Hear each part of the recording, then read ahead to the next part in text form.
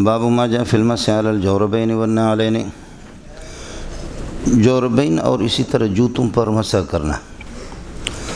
چمڑے سے جو بنائے جاتے ہیں وہ خفین ہوتے ہیں، اور چمڑے کے علاوہ دیگر کپڑے وغیرہ دیگر چیزوں سے جو بناتے ہیں وہ جورب ہی ہوتا ہے۔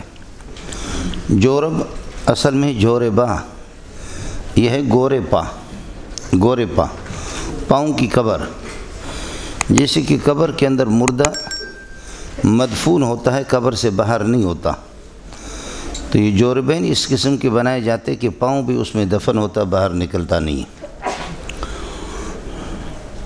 اور گورے پا پھر عرب لوگ چونکہ گاف استعمال نہیں کرتے اور پا بھی استعمال نہیں کرتے، گاف کو انہوں نے کیا کر دیا، جیم کے ساتھ بدلا، جیسے کہ مینگل کو مینجل کہتے، اور پا کو انہوں نے با کر دیا، جورے با، الف آخر سے حذف کر دیا، جورب۔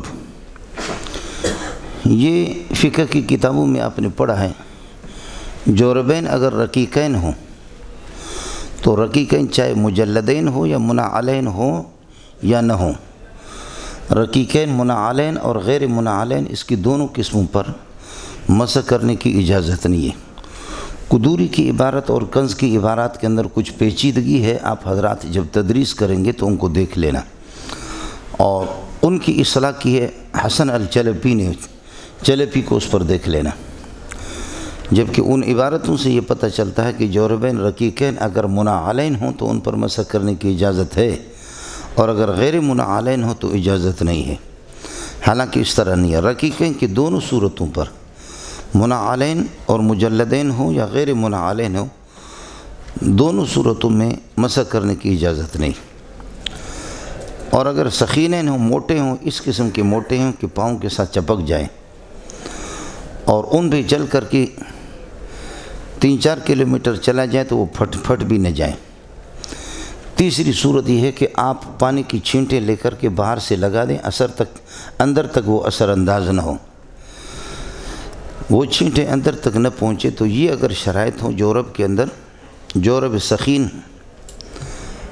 منعل ہو تو بالاتفاق اس پر یہ ہے کہ مسح کرنے کی اجازت ہے، اور اگر جورب سخین غیر منعل ہو تو جمہور کے ہم اجازت ہے مسح کرنے کی۔ امام ابو حنیفہ اس کی اجازت نہیں دے رہے تھے، لیکن حضرت اقدس امام ابو حنیفہ رحمۃ اللہ علیہ اپنے وصال سے چند دن پہلے امام صاحب نے بھی اسے رجوع کر دیا صاحبین اور جمہور کے قول کی طرف۔ اب خلاصہ یہ نکلا کہ سخینین منعلین ہوں یا غیر منعلین، ان پر یہ ہے کہ مسح کرنے کی اجازت ہے، اور رقیقین چاہے منعلین ہوں یا غیر منعلین، ان کی دونوں صورتوں پر مسح کرنے کی اجازت نہیں ہے۔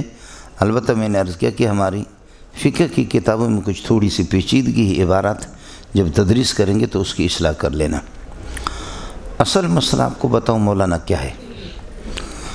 اصل مسئلہ یہ ہے کہ آپ یہ کہہ دیں کہ احادیث الجوربین، جوربین کی جو حدیثیں ہیں وہ سارے کے سارے کمزور ہیں سندن، جوربین والی روایتیں وہ سندن کمزور ہیں، اس لیے جورب جب سخین ہو اور منعل ہو یا غیر منعل ہو، جب سخین ہو تو یکون فی معنی الخف، وہ خف کے معنی اختیار کر لیتا ہے، خف کی شکل صورت اختیار کر لیتا ہے، لہذا دلائل خف دلائلہما، لہذا خفین کی جو دلائل ہے وہ جوربین کی دلیلیں بنتی ہیں۔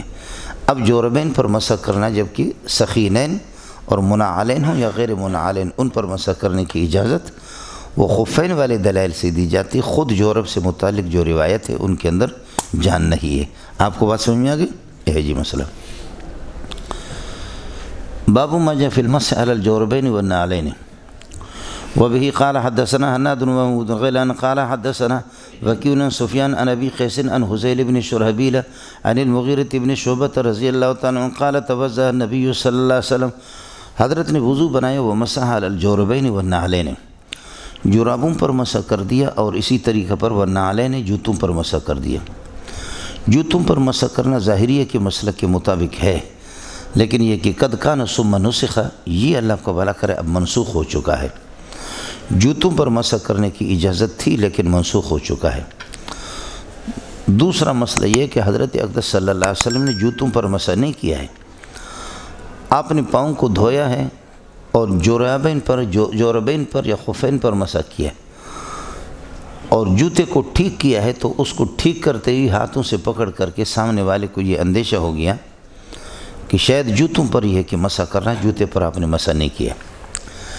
تیسری بات اللہ کرے آپ کے سمجھ میں آ جائیں، وہ یہ ہے توضأ النبی صلی اللہ علیہ وسلم ومسح علی الجوربین والنعلین۔ یہ نعلین جوربین کے لیے صفت ہے اور نعلین منعلین کے معنی میں ہے۔ ومسح علی الجوربین المنعلین، آپ نے ان جرابوں پر مسح کر دیا کہ منعلین تھے، اور اس پر تو بالاتفاق مسح کرنے کی اجازت ہے۔ اب صرف اتنا اشکال ہوگا کہ موصوف صفت کے درمیان میں واو عطف کس طریقہ پر آ گیا؟ جب نعلین منعلین کے معنی میں ہو کر جوربین کی صفت ہے تو آپ نے پڑھا ہے کہ واو عطف آ جاتا ہے، موصوف صفت کے درمیان میں واو عطف آ ہی جاتا ہے، اور پھر موصوف صفت کا مصداق ایک ہوتا ہے، یہاں بھی مصداق ایک ہی ہے، اگرچہ واو وہ ماقبل اور مابعد کی تغیر کا تقاضا کرتا ہے کہ واو کا ماقبل الگ ہوتا ہے، مابعد اس کا الگ ہوتا ہے، لیکن ہر جگہ اس طرح نہیں ہوتا، جیسے کہ آپ نے سنا ہوگا الف لام را تلک آیت الکتاب وقرآن مبین۔ الکتاب یہ پہلے باب سے ماقبل میں واو آ گیا، اور کتاب مبین اس کا مابعد ہے۔ جو الکتاب ہے وہی کتاب مبین ہے، وہی قرآن مبین ہے، جو قرآن مبین ہے وہی الکتاب ہے، یا قد جاءکم من اللہ نور و کتاب مبین، جو نور ہے وہی کتاب مبین ہے، جو کتاب مبین ہے وہی نور ہے۔ اور آگے دلیل اس کے لیے یہی ہے کہ یہدی بہ اللہ ہو، دو چیزیں الگ الگ نہیں ہیں، تبھی یہدی بہم اللہ نہیں کہا جاتا، یہدی بہ اللہ کہا جاتا۔ تو موصوف صفت کے درمیان میں بیضاوی میں پچھلے سال آپ نے پڑھا ہے کہ واو عطف آ ہی جاتا ہے، اور عطف کبھی تفسیر کے لیے ہوتا ہے تو لا یقتضی المغایرۃ، لا یقتضی مغایرۃ ما قبلها ما بعدها، ما قبل اور ما بعد کی تغیر کا تقاضا نہیں کرتا، فلا تو گڑگڑو گڑگڑ نہ کرو۔ امتحانی جگہ ہے، امتحانی جگہ ہے، امتحانی جگہ ہے، امتحانی جگہ ہے، امتحانی جگہ ہے۔ قال ابو سعد حدیث حسن صحیح وهو قول غیر واحد من اهل العلم وبه يقول سفیان الثوری وابن المبارک والشافعی واحمد واسحاق قالوا يمسح على الجوربین، جوربین پر مسح کرے گا یہ کہ وضو والا آدمی، وَإِلَّمْ يَكُنْ عَلَيْنِ، اگرچہ منعلین نہ ہو بشرط کہ اذا کان سخینین موٹے ہوں۔ وفی الباب عن ابی موسیٰ رضی اللہ تعالیٰ عنہ، یعنی باب ما جاء فی المسح علی الجوربین والنعلین میں ابو موسیٰ کی روایت بھی ہے۔ باب ما جاء فی المسح علی الامامۃ، یہ لفظ امامہ نہیں، یہ امامہ ہے، عین کے کسرے کے ساتھ ہے۔ آپ بات سمجھ رہے نہیں سمجھ رہے؟ عین کے کسرے کے ساتھ ہے۔ امامہ فعالتوں کا وزن آتا ہے، ڈھانپنے کے لیے آتا ہے، جیسے لفافہ خط کو ڈھانپ لیتا ہے، لفافتن فعالتن۔ غشاوتن آنکھوں پر اس قسم کا پردہ ہوگا کہ آنکھیں اس میں ڈھکی ہوئی ہوں گی، آنکھیں اس سے باہر نکلیں گی نہیں۔ اور اسی طریقہ پر امامہ وہ پگڑی ہے کہ جو اس طریقے سے آپ کی ٹوپی کو بھی ڈھانپ لیں اور اوپر سے ٹوپی کو بھی ڈھانپ لیں۔ اب یہ جتنی پگڑیاں ہیں ہماری، یہ سارے پٹھانوں والی پگڑیاں، میری اپنی پگڑی بھی میں باندھتا ہوں، یہ ساری پگڑیاں اللہ آپ کا بھلا کرے شرعی پگڑی نہیں ہے۔ آپ کا کیسے؟ یہ بھی اسی طرح سمجھیں، یہ بھی وہ پٹھانی۔ حضرت شیخ العربی والعجم مولانا حسین مدنی رحمۃ اللہ علیہ، ان کے اولاد کو دیکھا ہے، اور بعض تبلیغی ساتھیوں کو آپ نے دیکھا ہوگا کہ وہ ٹوپی، اللہ آپ کا بھلا کرے، یہ امامہ باندھتے، پگڑی باندھتے، ٹوپی اس میں ڈھکی ہوتی، ٹوپی کو اوپر بھی اس کو پھیر دیتے، ٹوپی کا کوئی حصہ اس سے ظاہر نہیں ہوتا، یہ ہے اصل امامہ۔ سمجھ رہی میں کہ نہیں؟ تو یہ جو امامہ ہے میرا اور آپ کا، یہ شوشہ والا امامہ ہے، یہ شوشہ والا امامہ ہے۔ امامہ فعالتوں کے وزن پر ڈھانپنے کے لیے آتا ہے۔ وہ حضرات، بعض تبلیغی حضرات کو دیکھا ہے کہ ماشاءاللہ وہ سنت کے مطابق ہے، اور اسی طریقے پر اللہ آپ کا بھلا کرے ہندوستان کے علماء وہ باندھتے ہیں۔ یہ آپ سے میں اس لیے عرض کر رہا ہوں کہ یہ ہندوستان کے کچھ علماء اور کچھ تبلیغی باندھتے ہیں۔ تو ایک بزرگ ہے کہ جس نے کتابوں کی حدیثوں کی شروعات بھی بہت لکھی ہے، تو ظاہر ہے کہ نیٹ پہ یہ خبر جائے گی، اس لیے نام بھی نہیں لیتا، کتاب کا نام بھی نہیں لیتا۔ سمجھ رہی میں کہ نہیں؟ میری توبہ ہے، میرے ماں باپ کی توبہ ہے۔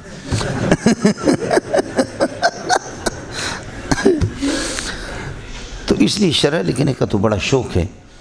تو علماء کی مجلس بیٹھی ہوئی تھی تو وہ فرمانے لگے کہ یہ ہندوستان والے علماء جو پگڑی باندھتے ہیں یہ تو سنت کے خلاف ہے۔ سنت وہ ہوتی ہے کہ جس کے اندر زینت اور رونق ہو، اور زینت اور رونق اللہ آپ کا بھلا کرے وہ پٹھان کی اس پگڑی میں ہے۔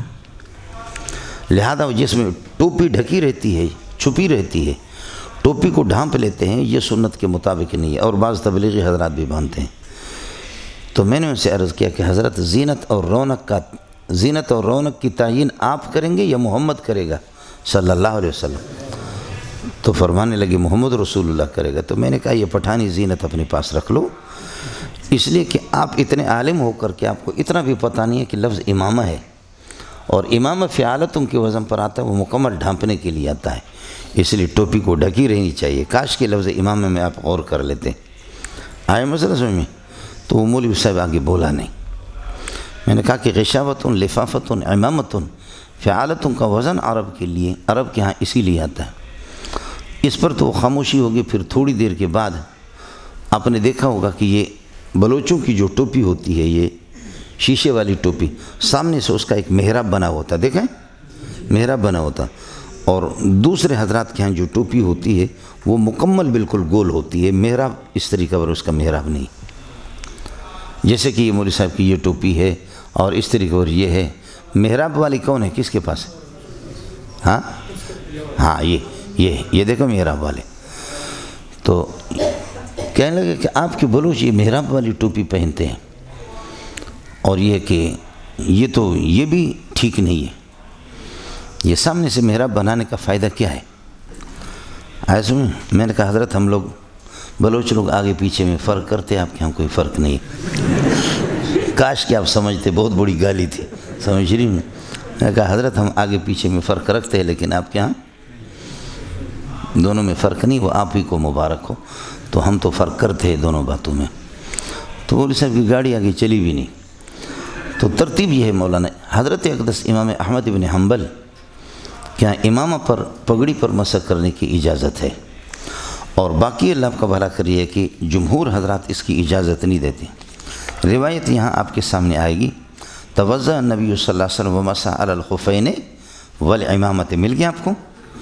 اس میں اللہ کا بھلا کریے کہ امامہ پر پگڑی پر مسح کرنے کا ذکر ہے۔ جمہور حضرات کے لیے دلیل یہ ہے کہ اذا قمتم الى الصلاة فاغسلوا وجوهكم، جمہور اجازت نہیں دیتے۔ اذا قمتم الى الصلاة فاغسلوا وجوهكم وايديكم الى المرافق وامسحوا برؤوسكم میں نے عرض کیا کہ با کا قانون یہ کہ الصاق کے لیے آتا ہے کہ ما قبل والا فعل میرے مدخول کے ساتھ، با کا مدخول رأس ہے، برؤوسکم راس پر داخل ہے۔ ما قبل والا فعل مسح، اور مسح کہتے امرار الید المبتلۃ، بھیگا ہوا ہاتھ اس کو میرے مدخول کے ساتھ ٹچ کرنا کہ درمیان میں کوئی حائل نہ ہو۔ اور ظاہر ہے کہ ٹوپی پر مسح کرنے والا اور پگڑی پر مسح کرنے والا، اس کو ماسح علی الراس نہیں کہا جائے گا، اس کو ماسح علی القلنسوۃ اور ماسح علی الامامہ کہا جائے گا۔ فالماسح علی القلنسوۃ والماسح علی الامامۃ لا یسمى ماسحا علی الراس، اس کو ماسح علی الراس کوئی بھی نہیں کہے گا، اور با کا الصاق والا معنی بالکل کسی صورت میں ٹھیک نہیں ہے۔ جمہور کے لیے قرآن پاک دلیل ہے۔ دوسرا یہ کہ یہاں پر صحابی کو رسول پاک صلی اللہ علیہ وسلم نے فرمایا کہ مس شعر، بالوں کو یہ کہ بھیگا کر دو، اور بالوں کو یہ ہے کہ تر کر دو جب آپ مسح کریں، اور طے شدہ ہے کہ ٹوپی پر جب مسح کریں گے اور اسی طریقے پر پگڑی پر مسح کریں گے تو پھر بال آپ کے بھیگے نہیں ہوں گے، بال تر نہیں ہوں گے، اور ہاتھوں کی تری وہ بالوں تک نہیں پہنچے گی، وہ صرف ٹوپی اور اسی طریقے پر پگڑی کے اوپر والے حصے پہ پہنچے گی۔ یہ دو دلیلیں اللہ آپ کو بھلا کرے جمہور حضرات کے لیے۔ اس روایت کا پھر یہ ہے کہ جواب کیا ہے کہ مسح علی الخفین والامامۃ، جواب اس کا یہی ہے کہ جی قد کان ثم نسخ، بات چھٹے، یہ چیز تو ہمارے پاس بہت آسان ہے۔ قد کان ھذا یعنی قد کان المسح علی الامامۃ ثم نسخ، یہ منسوخ ہے۔ دوسرا مسئلہ یہ کہ جیسے میں نے آپ سے عرض کیا تھا کہ آج ہی بخاری کے سبق میں کہ آپ صلی اللہ علیہ وسلم نے سر کے اگلے حصے پر، جیسے کہ حضرت مغیرہ کی دوسری روایت میں کہ ان نبی صلی اللہ علیہ وسلم اتی سباطۃ قوم فبال قائما وتوضأ ومسح علی الناصیۃ وعلی خفیہ، ناصیہ پیشانی پر تو کوئی مسح نہیں کرتا، مقدار الناصیہ سر کے اگلے حصے پر، وہ ربع الراس ہے، وہ سر کا چوتھائی حصہ ہے، اس پر آپ نے یہ کہ مسح کر دیا۔ تو مقدار الفرض اور مقدار المفروض اس پر مسح ہو چکا تھا، اس کے بعد یہ کہ پگڑی پر اگر ہاتھ گزر گیا تو کوئی پرواہ نہیں ہے۔ آپ حضرات بات سمجھتے نہیں سمجھتے؟ تیسرا مسئلہ یہ ہے، صاف صاف سی بات ہے، عشق کرنا ہے تو ڈرنا کیا ہے؟ عشق بازی میں تو یہ پھر ڈرنے کا مسئلہ نہیں، ڈرتے ہو تو عشق بازی کیوں کرتے ہو؟ قرآن پاک جو پیش کیا گیا ہے کہ وَامْسَحُوا بِرُؤُوسِكُمْ، وہ قطعی ثبوت قطعی دلالت ہے، اور یہ جو اخبار احاد کی جن سے ثابت ہے کہ پگڑی پر مسح کیا اخبار احاد ہے، تترکو، ان کو ترک کیا جائے گا، فی مقابلت کتاب اللہ، کتاب اللہ کے مقابلے میں یہ ترک ہوں گے۔ چوتھا مسئلہ یہ ہے کہ یہ معذورین کے لیے، جیسے بخاری میں آج میں نے آپ سے عرض کر دیا کہ کسی کو معمولی پانی کا قطرہ بھیگا وہ ہاتھ اگر اس کے زخموں پر لگ جائے تو پھر مسئلہ ہے، تو پگڑی پر یہ ہے کہ مسح کرے، اس کے لیے ہے کہ یہ گنجائش ہے۔ کچھ والا پڑھا نہیں پڑھا؟ پانچواں مسئلہ یہ ہے کہ محمول علی الوضوء علی الوضوء، محمول علی الوضوء علی الوضوء، کہ میرا وضو پہلے سے موجود ہے، اب اس کے بعد میں وضو علی الوضوء کر رہا ہوں اور پھر ٹوپی کو اور پگڑی کو اتارتا نہیں، اس کے اوپر میں ہاتھ گزارتا ہوں تو کوئی پرواہ نہیں، میرا وضو تو پہلے سے موجود ہے۔ وضو علی الوضوء پر محمول ہے، ایسی صورت تھی حضرت اقدس صلی اللہ علیہ وسلم کی، اس لیے اس سے استدلال درست نہیں ہوگا۔ تو اسی اتنے ہو یا کسی اور علاقہ بچوں اتنے ہی رہو تو سے۔ باب ما جاء فی المسح علی الامامۃ، امتحانی جگہ ہے، امتحانی جگہ ہے، امتحانی جگہ ہے، امتحانی جگہ ہے، امتحانی جگہ، امتحانی جگہ۔ وبه قال حدثنا بشار قال حدثنا ابن سعيد القطان عن سليمان التيمي عن بكر بن عبد الله المزني عن الحسن عن ابن المغيرة بن شعبة رضي الله عنه عن أبيه قال توضأ النبي صلى الله عليه وسلم ومسح على الخفين والإمامة۔ اور یہ بھی آپ حضرات کو یاد رہے کہ حضرت مغیرۃ بن شعبہ کی اکثر روایت کے اندر جو دیگر یہ ہے کہ ان کے شاگرد نقل کرتے اس میں نہیں ہے امامہ کا لفظ۔ قال بکر، حضرت بکر فرماتے کہ وقت سمیت من ابن المغیرۃ، یہاں پر دیکھ لو آپ حضرات، ان سلیمان التیمی ان بکر بن عبداللہ المزنی ان الحسن ان ابن المغیرۃ، دیکھو حضرت بکر بن عبداللہ وہ ابن مغیرہ سے نقل تو کر رہا ہے لیکن بواسطۃ الحسن، یہ سند سافل ہے اور کثرت وسائل اس کے اندر ہے۔ حضرت بکر فرماتے کہ اس روایت کو میں نے بغیر حسن بصری کے، اللہ کا بھلا کر، ان کے توسط کے بغیر حضرت مغیرہ کے بیٹے سے براہ راست بھی میں نے سنا ہے۔ آپ بات سمجھ رہے نہیں سمجھ رہے؟ جیسے کہ کچھ باتیں آپ ناظم تعلیمات سے سنیں، وہ میری باتیں ہوں لیکن یہ کہ بے توسط ہے، یہ بالواسطہ ہے، اور ایک یہ کہ براہ راست وہ باتیں آپ مجھ سے سنیں، ظاہر ہے کہ یہ سند عالی ہوگی، وہ سند سافل ہوگی۔ یہاں اسی کو بیان کر رہا ہے۔ قال بکر، حضرت بکر فرماتے ہیں وقت سمیت هذا الحدیث من ابن المغیرۃ، ابن مغیرہ سے میں نے بلا واسطہ یہ حدیث سنی ہے۔ وذکر محمد بن بشار فی هذا الحدیث فی موضع آخر انه مسح على ناسیۃ و امامۃ، شکر ہے مسئلہ حل ہو گیا کہ آپ نے پیشانی پر مسح کر دیا۔ پیشانی پر کون مسح کرے گا؟ پیشانی تو مغسولات میں سے، ممسوحات میں سے نہیں ہے، یہ طے شدہ ہے کہ پیشانی تو مغسولات میں سے، چہرہ جب دھل جاتا ہے، وجہ پیشانی وجہ کے ساتھ ہے، الوجہ ما یقع بھی المواجہۃ، وجہ اس کو کہتے ہیں کہ جس سے آمنا سامنا کرنا پڑتا ہے، میں آپ کے سامنے تو یہ پیشانی بھی میری دکھائی دے گی، یہ سب کچھ پیشانی تو وجہ کا حصہ ہے، تو وجہ جس طرح دھل جاتا ہے اسی طریقے پر پیشانی بھی دھل جاتی ہے، اسی طرح پیشانی بھی دھل جاتی ہے، تو پیشانی مغسولات میں سے، ممسوحات میں سے نہیں ہے۔ پیارے پیغمبر صلی اللہ علیہ وسلم نے پیشانی پر کیسے مسح کر دیا؟ پیشانی پر مسح نہیں کیا، بلکہ مقدار الناسیہ، پیشانی کا جو مقدار بنتی ہے وہ مقدار یہ سر سے، وہ چوتھائی حصہ ہے تقریباً، عرفی چیز ہے یہ، تقریباً چوتھائی حصہ ہے، اس پر آپ نے مسح کر دیا۔ تو مقدار فرض تو آپ نے سر پر مسح کیا، اس کے بعد اگر یہ ہے کہ اللہ آپ کا بھلا کریے کہ پگڑی پر کیا تو کوئی مسئلہ نہیں۔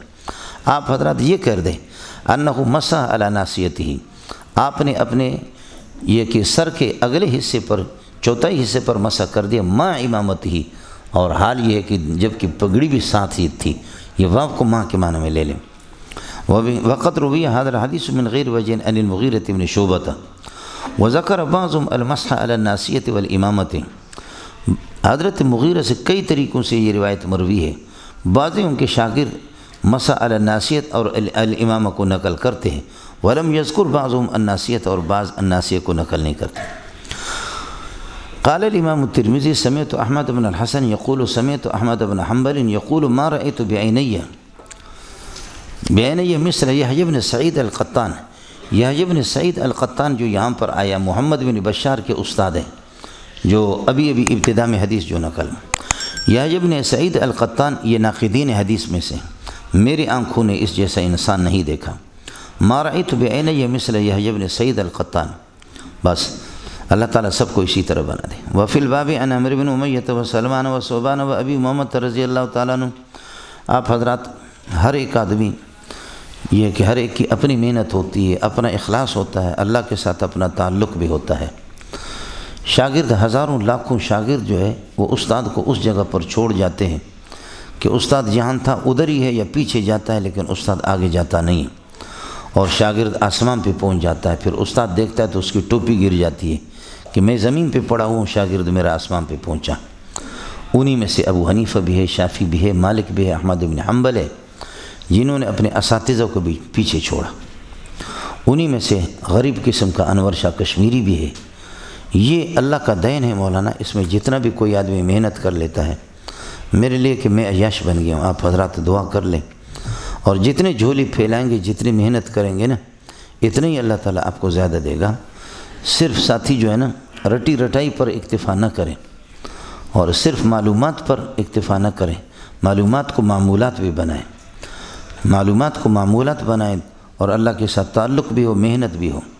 ہمارے تبلیغی ساتھی کہتے ہیں کہ بس قبولیت شرط ہے، بے قابلیت، یہ 100% بکواس ہے، 100% جھوٹ ہے۔ ہمارے اکابرین کا کمال یہ تھا، اکابرین ہمارے سب صحابہ، تابعین، تبع تابعین، علماء دیوبند سب ہمارے اکابرین ہیں۔ کمال یہ ہے کہ ہمارے اکابرین قابل بھی تھے، قبول بھی تھے۔ قابلیت بھی ضروری ہے، محنت بھی ضروری ہے، قابلیت بھی ضروری ہے، صرف قبولیت یہ ہے کہ تمہارے ماشاءاللہ علم کے دروازے کھل گئے کہ نور اللہ مرقدہ کو پڑھتا نور اللہ مرقدہ، سمجھے؟ ربنا آتنا فی الدنیا حسنہ کو کہتا ہے کہ ربنا اتنا فی دنیا، ربنا اتنا، جب اس پر اعراب لگا ہوا نہیں تو کیا کہتے ہیں؟ ربنا اتنا فی دنیا مانگ رہا ہے اللہ سے، سمجھ میں؟ اتنا سا دنیا، تھوڑا سا یہی ہوتا ہے۔ قسم خدا کی عبارت بھی غلط پڑھتے ہیں، اور ڈھونڈ کر کے اردو کے تاریخ کتابوں سے، جو اردو میں جنہوں میں اندھیرا ہے، ان سے تاریخ تلاش کرتے جھوٹی حدیثیں اسی کو بیان کر لیتے ہیں۔ نہیں کہ بخاری انہوں نے شکل دیکھی، نہ ترمذی۔ آپ بھی ساتھی بھی اللہ سے دعا کر رہے کہ یہاں سے فراغت کے بعد اللہ پاک نے بخاری آپ کے ہاتھ میں دے دی، ترمذی، نسائی، ابو داؤد، تو پھر میری ماں کی دعا لگ گئی۔ میری ماں سے مراد آپ کے والدین ہیں، پھر آپ کی والدین کی دعا لگ گئی، لیکن اللہ پاک نے آپ کو کسی اور لائن کے اندر جوڑ دیا، کتابیں آپ سے یہ کہ نکل گئی، اور پھر یہ کہ سمجھ لینا کہ تمہارے جیسا شوم دنیا کے اندر کوئی بھی نہیں ہوگا۔ ساتھی دعا کر لیں، اور ساتھ آپ سے عرض کیا کہ اللہ کے لیے ہماری جامع صدیق ہے کہ میں نے دیکھا ہے، ابھی ظاہر ہے کہ 8-10 سال ہمارے ہو گئے، لیکن شیخ الحدیث مولانا سلیم اللہ کے شاگردوں کو مدرس ہی دیکھا ہے، استاد کا اثر ہوتا۔ آپ بھی اللہ کے لیے یہ ہے کہ لوسی آپ کو بننا ہے نا، تو اس کے لیے 10-15 سال پڑھنے کی ضرورت نہیں تھی، خطیب بن جاؤ، 10-12 تقریریں یاد کرو، اور لم یکن الذین کفروا من اہل الکتاب سے لے کر آخر تک صورتیں کچھ یاد کر لو، اور اچھی سی تقریر یاد کر لو، آپ کو پیسے خوب ملیں گے، سمجھیں، خوب آپ کو پیسے ملیں گے۔ یہ لوسی گیری کا لائن ہے، یہ سیاسی بننا، پیر بننا، اور اسی طرح خطیب بننا، یہ لوسیوں کی مستقل جماعت ہے، سمجھ رہی ہیں کہ نہیں؟ اس میں نقصان تو ہے ہی نہیں ہے، اسمگلر، وزیر، سیاسی، اور اللہ کا خطیب، پیر، جاہل قسم کے پیر۔ میں ہمارے اکابرین سب پیر تھے، لیکن وہ مدرسین، محققین پیر تھے، میں جاہل پیروں کی بات کر رہا ہوں، آپ سمجھیں؟ اس میں نقصان نہیں ہے، نقصان نہیں، اس لیے کہ میں نے آپ سے عرض کیا نا کہ صرف ایک ہفتہ کے اندر، 2 ہفتے کے اندر بھی میں نے دیکھا کہ میرے جیکٹ پہن کر کے جاتا ہوں ختم بخاریوں کے لیے، سمجھ رہی میں کہ وہ رٹی ہوئی ہے، سبحان اللہ و بحمدہ۔ میری بیٹی ہے مجھ سے کہا کہ ابا جی یہ حدیثیں تو ہر مولوی اسی طرح ایک تقریر انہوں نے یاد کی، یہ تو ہمیں بھی یاد ہے۔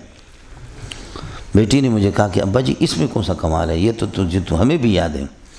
پیسے آپ کو اتنے ملیں گے کہ اتنے ملیں گے۔ ایک ہفتے میں نے عرض کیا کہ 5-5، 4-4 لاکھ روپے، 6 لاکھ روپے دیکھا کہ جب واپس وہ ہدایہ، تحائف، گفٹ، وہ الگ، آپ کے ہاتھ چومنا الگ، اور کاٹن کے کپڑے الگ۔ انا للہ و انا الیہ راجعون۔ اس لیے مولوی صاحب مستقل اللہ کی طرف رجوع کر لیں، اور ساتھی جو ہے نا لوسی بننے کی کوشش نہ کریں۔ میری آنکھوں نے یحییٰ بن سعید القطان جیسے نہیں دیکھا۔ وفی الباب عن عمرو باب المسح علی الامامہ، اس باب کے اندر ان صحابہ سے بھی روایت ہے۔ عن عمرو بن امیہ وسلمان وصوبان وابی امامہ قال ابو عیسیٰ حدیث المغیرۃ بن شعبہ حدیث حسن صحیح وهو قول غیر واحد من اصحاب النبی صلی اللہ علیہ وسلم منهم ابو بکر وعمر وانس وبه یقول الاوزاعی واحمد واسحاق۔ یہ حضرات کہتے کہ یمسح علی الامامۃ قال وسمعت قال الامام الترمذی وسمعت الجارود بن معاذ یقول سمعت وکیع بن الجراح کو سنا یقول وہ فرما رہے تھے ان مسح الماسح ان مسح المتوضی، وضو کرنے والا مسح کرے اگر علی الامامۃ پگڑی پر مسح کرے، یجزئ للاثر اے للحدیث المذکور، یہ حدیث جو آپ کے سامنے گزر گئی اس کی وجہ سے اجازت ہوگی۔ وبه قال حدثنا قتيبة بن سعيد قال حدثنا بشر بن المفضل عن عبد الرحمن بن اسحاق عن ابي عبيدة بن محمد بن عمار بن ياسر قال سألت جابر بن عبد الله عن المسح على الخفين فقال السنة يا ابن اخي، مسح على الخفين یہ نبی کا طریقہ ہے اور یہ اللہ کو بھلا کر یہ کہ سنت ہے۔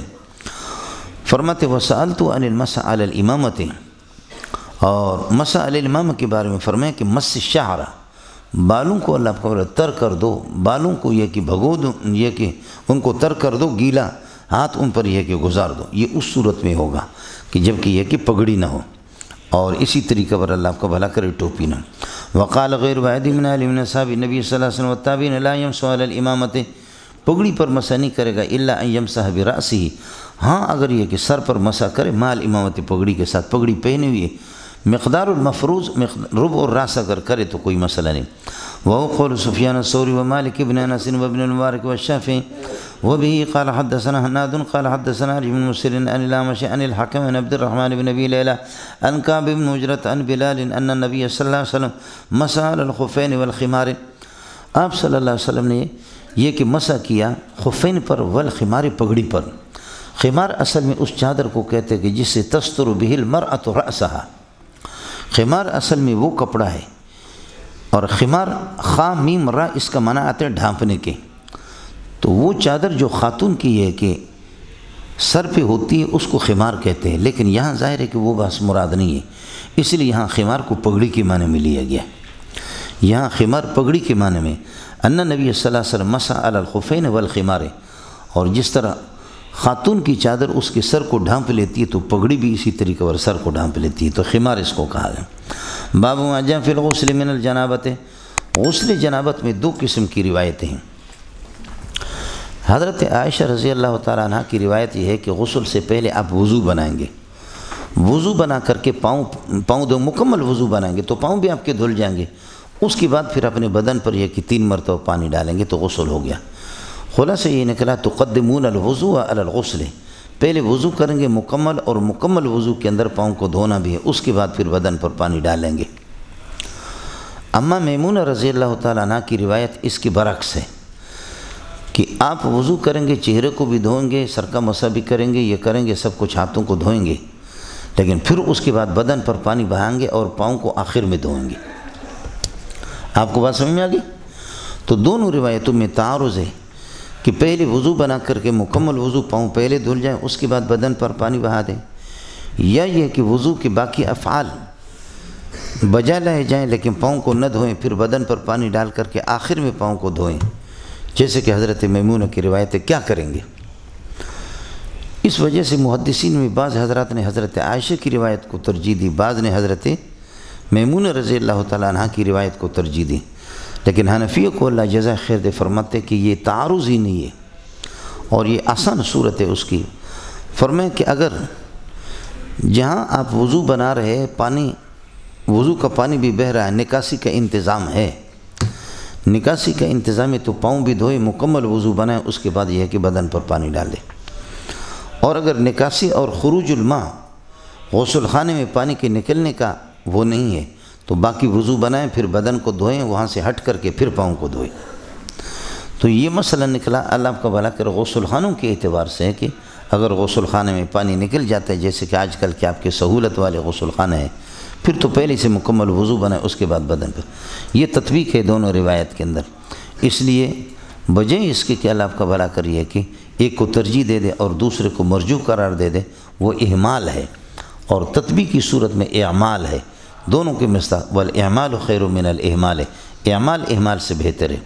باب ما جاء في الغسل من الجنابة وبه قال حدثنا هناد قال حدثنا وكيع عن الأعمش عن سالم بن أبي الجعد عن كريب عن ابن عباس رضي الله عنهما عن خالته ميمونة رضي الله تعالى عنها قالت وضعت للنبي صلى الله عليه وسلم غسلا، اما میمونہ فرماتی کہ پیارے پیغمبر صلی اللہ علیہ وسلم کے لیے غسلا ماء الغسل، غسل کا پانی میں نے رکھا، فاغتسل النبی صلی اللہ علیہ وسلم من الجنابۃ، غسل جنابت آپ نے فرمایا، فاکفى الاناء، اس کی تفصیل یہ ہے برتن کو آپ نے یہ کہ جھکا دیا اور انڈیل دیا اپنے بائیں، یہ ہے کہ بائیں ہاتھ سے علی یمینی، دائیں ہاتھ پر، فغسل کفے، کفین کو آپ نے دھویا، ثم ادخل یدہ، پھر ہاتھ کو داخل کیا پھر اناء برتن میں، فافاض علی فرجہ، پھر شرمگاہ پر پانی آپ نے بہایا، ثم دلک بیدہ الحائطہ، استنجا کرنے کے بعد پھر ثم دلک بیدہ الحائطہ، پھر اپنے ہاتھ سے دیوار کو مل دیا، یعنی دیوار کے ساتھ ہاتھوں کو مل دیا تاکہ یہ کہ اس میں ازالت الرائحۃ الکریہ ہو جائے، او قال الارض، دیوار کے ساتھ یا زمین کے ساتھ، اس لیے کہ اللہ کو جس طریقہ پر صابن جو ہوتا ہے مزیل للرائحۃ الکریہ ہوتا ہے، صابن مزیل للرائحۃ الکریہ، مٹی اس سے بڑھ کر کے مزیل للرائحۃ الکریہ ہے، مٹی اس سے زیادہ اللہ کا بھلا کرے مفید ہے۔ اس زمانے میں یہ چیزیں سہولتیں نہیں ہوتی تھیں۔ ثم مضمض واستنشق وغسل وجهه وذراعه فافاض على راسه ثلاثا، پھر بدن پر یہ کہ 3 مرتبہ پانی بہایا، ثم افاض على سائر جسده، سر پر 3 مرتبہ، پھر پورے بدن پر، ثم تنحى، پھر وہاں سے ہٹے، فغسل رجله، آپ اپنے یہ کہ پاؤں کو آپ نے یہ کہ دھویا۔ یہ حضرت میمونہ کی روایت، ہاں اس میں آخر میں آپ نے یہ کہ پاؤں کو دھویا۔ وبه قال ابو سعد حدیث صحیح، وفي الباب عن ام سلمة وجابر وابي سعيد وجبير بن مطعم وابي هريرة، وبه قال حدثنا ابن ابي عمر قال حدثنا سفيان بن هشام بن عروة عن ابي عن عائشة قالت كان رسول الله صلى الله عليه وسلم اذا اراد ان يغتسل من الجنابة، غسل جنابت کا ارادہ کرتا تو بدا بغسل یدہ، پہلے ہاتھوں کو دھو ڈالتے، قبل ان يدخلهما الاناء، برتن میں داخل کرنے سے پہلے، ثم يغسل فرجه ويتوضا وضوءه للصلاة، پھر ایسا وضو بناتے جس طریقہ پر نماز کے لیے وضو بنایا جاتا ہے، مطلب یہ کہ پاؤں کو بھی پہلے دھوتے، یہ میں نے الٹ بتایا، حضرت عائشہ کے ہاں پاؤں کو پہلے دھونا ہے پورے وضو کے ساتھ، اما میمونہ کے ہاں آخر میں ہے۔ ثم یشرب شعرہ الماء، پھر آپ اپنے یہ ہے کہ بالوں کو ان کو تر کر دیتے تھے پانی سے، ثم یحصی علی راسہ ثلاث حصیات، پھر بہا دیتے آپ اپنے سر پر 3 لپ پانی۔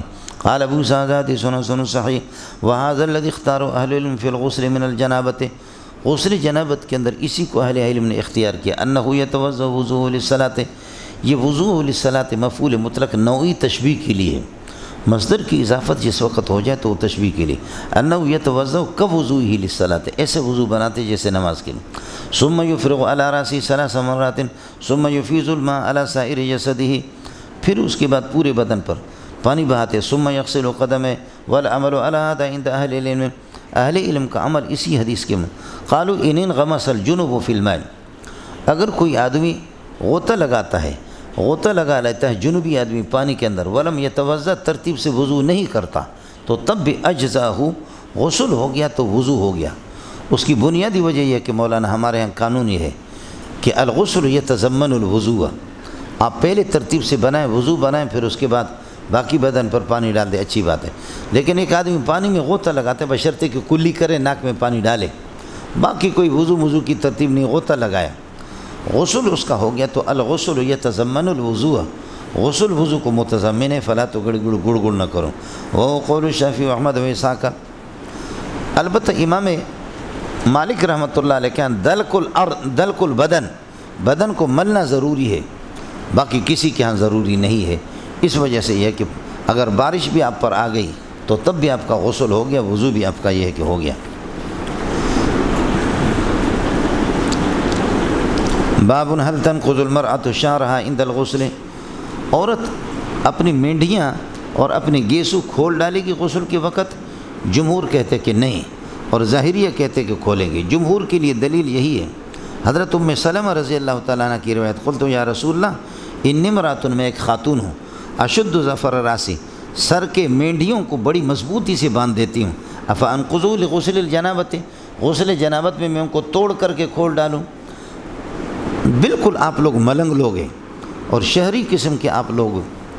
ہوتا ہے ہمارے ہاں اس طریقے پر ہوتا ہے کہ دیہاتوں میں عورت اللہ آپ کا بھلا کرے پہلے پانی گرم کر کے وہ اپنے سر پر ڈال کر کے اور وہ جو اللہ آپ کا بھلا کرے گوند جیسے دوائی خوشبو والی ہوتی وہ لگا بال بالکل جم جاتے ہیں تو اس پر وہ پانی ڈالے گی. آدھا پونے گھنٹے میں وہ بھیگ جائیں گے, تر ہو جائیں گے.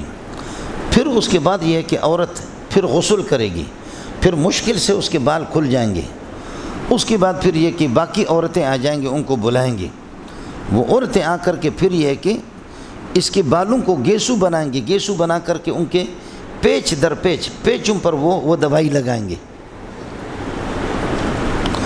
وہ دوائی لگائیں گے کہ اس کے بال آپس میں جم جائے.